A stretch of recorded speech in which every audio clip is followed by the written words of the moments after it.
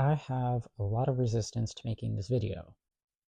So let's see how this goes.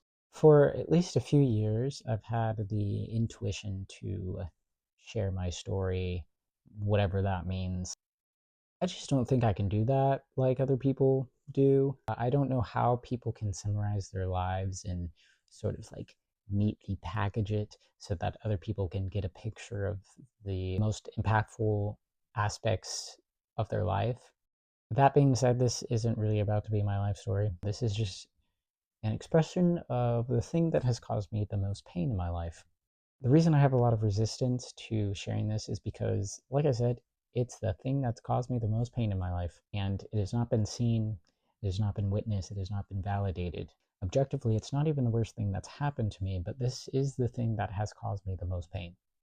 Because as a child, what could be worse than realizing that you will never be enough for the God of your universe? And what I mean by that is babies come into this world completely helpless, entirely dependent on their caregivers. And this is just kind of a side note, but why do you think so many people have such a distorted image of what God is? It's because you project your relationship with your parents onto your concept of God. And let's be honest, most families are pretty dysfunctional. So, now back to the resistance. I'm not at all interested in putting into other people's minds a negative perspective of my mother. I'm simply expressing how our relationship impacted me, my experience. I can talk about my mom, that's my mom. You can't. And I'm not at all interested in anyone from my family finding any of my videos, but with this one, I'm especially wanting to be, I don't know, careful, I guess, because I'm not trying to create any negative, unwanted experiences for myself, you know? And this isn't about trying to hurt anyone. This is for me to express myself and hopefully in the process help other people, because I definitely feel like this is something that I meant to be expressing for some reason that I can't fully perceive at this time. So, you know, I'm just listening. I just work here. I often feel that my mother has a fundamental misunderstanding of me, but also what I really feel is that she just refuses to take any real accountability for how many of her actions have negatively affected me. Historically, I think she's been able to see past her own pain, if I'm being honest. You know, I'll say this. I do have I have a lot of respect for my mother, and I could never have been in her position, you know, having a kid at 16 and, being a single mother and having to get all my shit together at such a young age. And, I can understand it, right? So I'm going to say that. But yeah, I don't think that she's been able to see past her own pain. And I feel that she just put many things right back onto me. Like I'm actually the problem. I'm too sensitive. I take things too seriously. I just need to suck it up. I just want to make her the villain all the time. And she would act often like I just hate her when she's literally the person that I loved more than anyone else in the world. All I ever wanted was to be loved. All I ever wanted was for her to be proud of me. All I ever wanted was to be seen, to be truly seen. And that's why I spent most of my life trying to be what I thought that she wanted. I became obsessed with achievement. I excelled at everything I involved myself in. And I felt like all I ever got back was criticism. Sure, every once in a while I received like a sliver of acknowledgement, but most of the time she just pointed out every little thing that I did wrong. Didn't recognize the things that I did do, just everything that I didn't do. It was with everything. I could do like five different chores and she'd be like, why didn't you do this? Like, why is there a single spoon in the sink right now type shit. Like, right, okay. I could have done some great things in a soccer game and she just narrow in on the negative, tell me I need to do X, Y, and Z. There was no acknowledgement of things that I was struggling with. I mean, for crying out loud, and trigger warning, I'll give you a moment.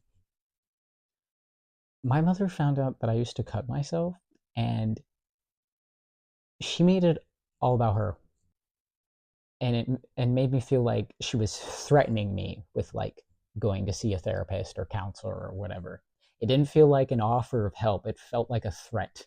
And I, of course, felt the need to just convince her that everything was perfectly fine, because it was as if she was saying to me like, "Wow, you're so fucked up, and you really don't have any reason to be, and I don't know what's wrong with you." She always said, "You have a good life." Like, gee, thanks. You're right. All my problems are solved. Thank you. You see, what my mom never understood about me is that I'm a very sensitive, neurodivergent person, and I was finding the world to be extremely overwhelming. You know, and gotta get this out of the way. Because, people like to argue with a lot of autistic people, honestly, like, you're not autistic, you're just traumatized, and some people don't even think that autism is real, which is ridiculous. It's like, you realize those things aren't mutually exclusive, right? You can be autistic and have trauma. No one gets by in this world unscathed, for one thing. Everybody's got trauma. But why do you think I was so traumatized? Do you know that autistic people are more likely to experience more things as trauma? We have a different experience. We're more sensitive to things. We process things differently. But seriously, I need you to think about this. Like, one of the biggest ways that I was experiencing this complex trauma was from, like, in the form of being invalidated. Why was I being invalidated? Because I was struggling immensely with things that most people weren't. And my mother couldn't comprehend why a lot of things were so upsetting to me. But then, ironically, she'd always ask me, why don't I talk to her? Why am I so secretive? Why am I not expressing anything? Well, maybe it's because you make me feel like shit every time I try to express an ounce of vulnerability. You never express any sort of understanding or validation of what I'm feeling because you don't experience it, or most people don't experience it. Though, really, I have a feeling that part of you does get it, but that the world made you disown that part of yourself, and you stuff it so far down that you can't stand seeing it existing outside of you in your very own child, right in front of your eyes. And not to mention, she just made me feel bad about pretty much everything.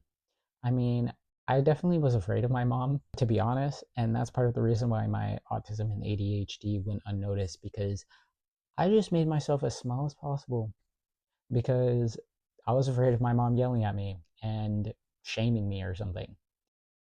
And so, that's just how I look to other people, just like some quiet kid that doesn't do anything. And that's because I was afraid of doing anything ever, to be honest. And I feel like I'm making that seem like worse than what it actually is. I mean, I'll have you know, my sister was never afraid of my mom. God bless her. God bless her. She could not be managed or tamed at all. I love my sister so much. Of course, my mom, of course, by the time my sister came along, because my sister's like 8 years younger than me, right? So, my mom was different at this time. I mean, and that's the thing. I can credit my mom for having a lot of growth, right? But it's like, she's probably never gonna. I mean, she's kind of acknowledged that things weren't the best, but she still refuses to even acknowledge like more recent things which I'm gonna get to. So, where was I? But yeah, it just felt like I couldn't do anything. My mom was always kind of easily irritated. Seems like her own sensory issues, to be honest. She'd always tell me to stop making any kind of noise. I even remember this one time we were in the car and I couldn't stop coughing. Like, I don't know, I had a cold or something. I don't know. But I couldn't stop coughing.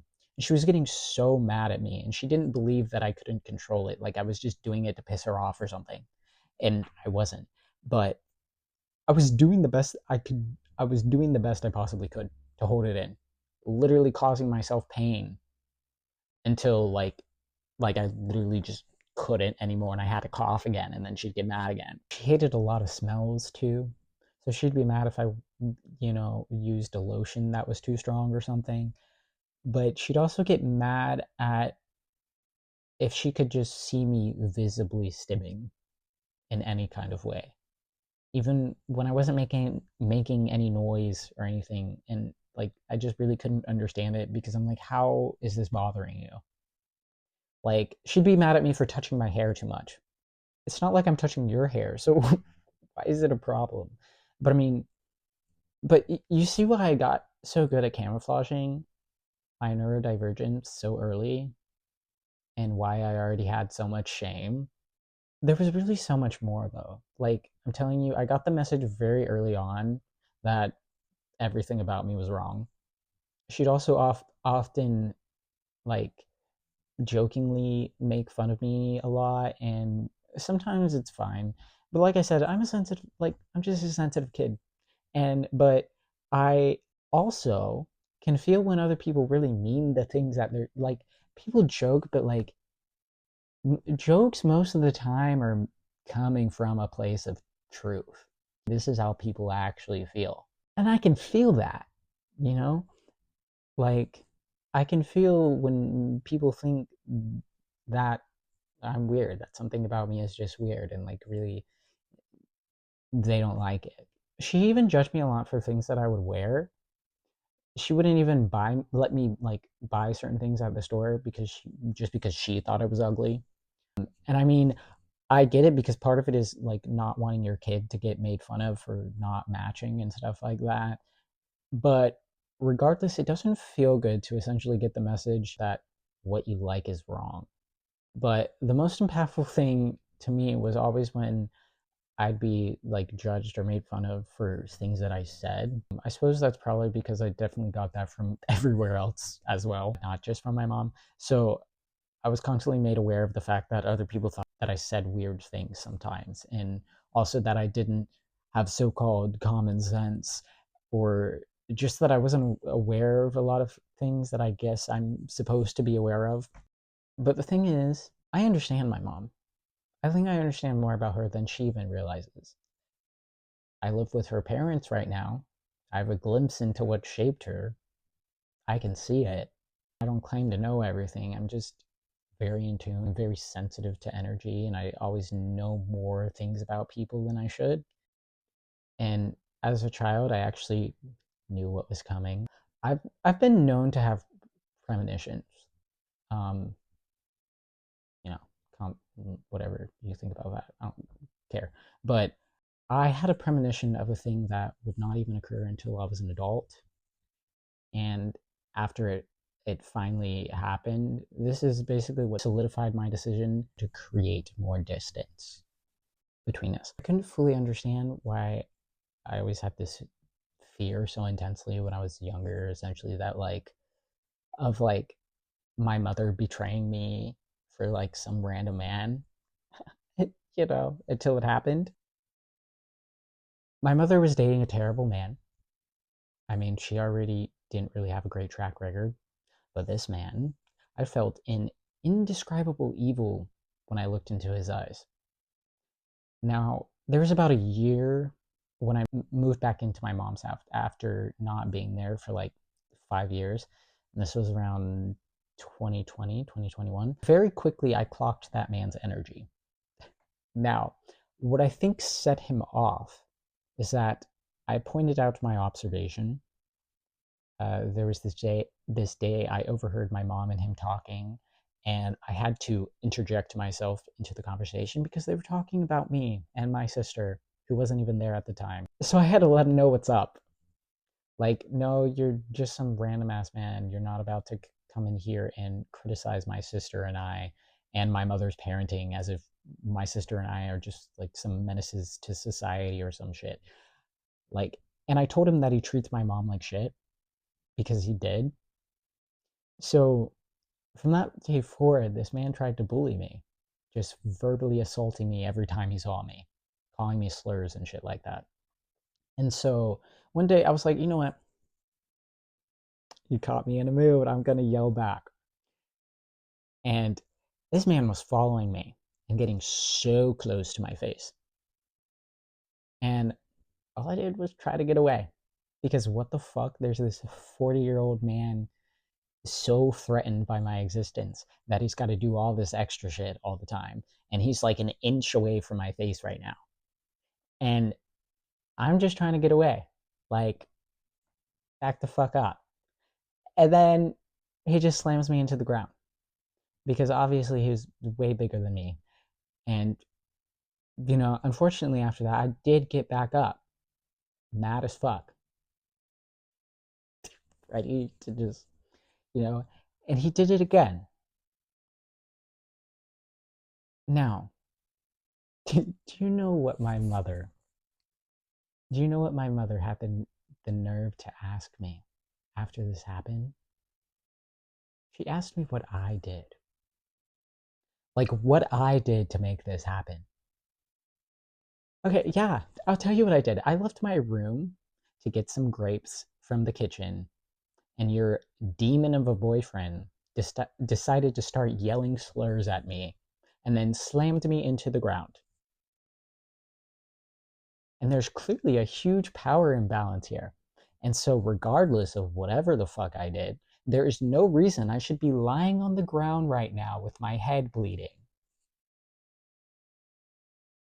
And then again, my mother made this entirely about her. Like, oh my god, you're both out to get me and did this because you have no respect for me. Like, I'm sorry, you want to talk about how disrespectful I am because your boyfriend sucks? And how I can't contribute to the household because I'm living in a fucking war zone? Like, girl, I am afraid of being here. You want to talk about me not, you know, helping around the house? I am afraid to leave my room.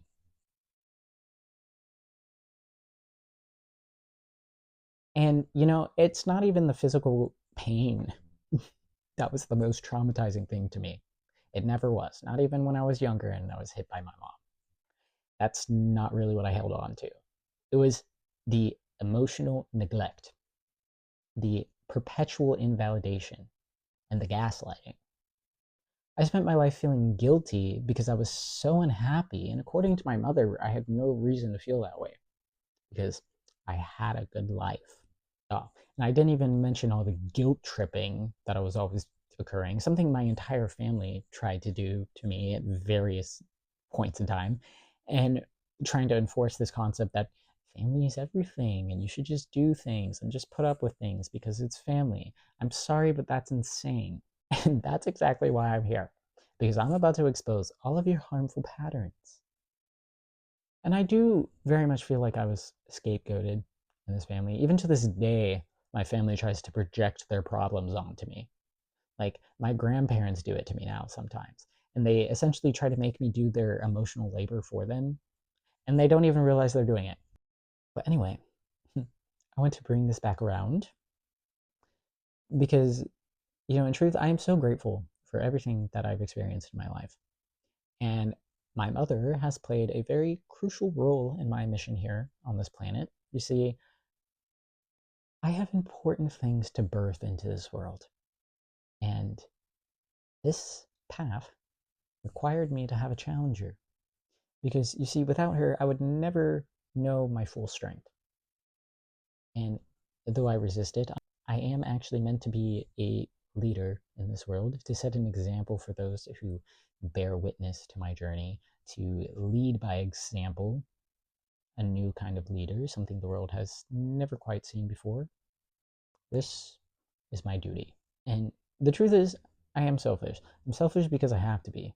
Not that I haven't overgiven time and time again, but I'm selfish in the way that I'm not really willing to compromise as far as what I want to do with my life. I hold a very strong vision. A vision that might not be crystal clear, but nevertheless powerful. I had to be beaten down by the world to question myself. And to still have a desire within me after everything in my life was making me feel like I'm not enough and like I'm worthless and I have no value. To, despite all of that, to still hold on, to still believe in something, to believe that I could make a better life for myself, To believe that I can still have an impact on this world, that is a strength that that pathetic excuse of a man that my mom dated will never know. Because there was this conversation once where he called me weak, and I thought it was hilarious. Because in that moment, I felt like Harry Potter when he said to Voldemort, "You're the weak one, and you'll never know love or friendship, and I feel sorry for you." He is the weak one, and that's why he seeks to control other people. Feeling is not weak. It's the greatest strength that we all have. And if you don't believe me, just think about how afraid people are of vulnerability. They call vulnerability a weakness, yet they're the ones cowering away from it. Why are you so afraid? Because, you see, nothing can break me. Because I found a foundation within me, unlike all the other people who try to build it outside of themselves. I wasn't allowed to build a foundation outside of myself. Spirit wouldn't allow it. I had to find it within me so that now I can simply attract it externally. Because I'm here to show everyone a brand new world. A world that's not so focused on efforting and straining and controlling. That's shadow masculine energy. True masculine energy is in service to the feminine intuition. And I'm talking about this as it exists within every individual person. We'd all benefit from allowing our hearts to lead and controlling our egos, commanding the mind to be in service to the heart. There's a reason why the heart's electromagnetic field is way stronger than the brain's. So, really, that's all I have to say for this video. My name is Adrian. Welcome to the journey of discovery of self, of other, in realms beyond space and time. Thank you for being here. Thank you for listening. I'll see you in the next video. And hit up my description if you want to show some extra support. Love you all. Thank you.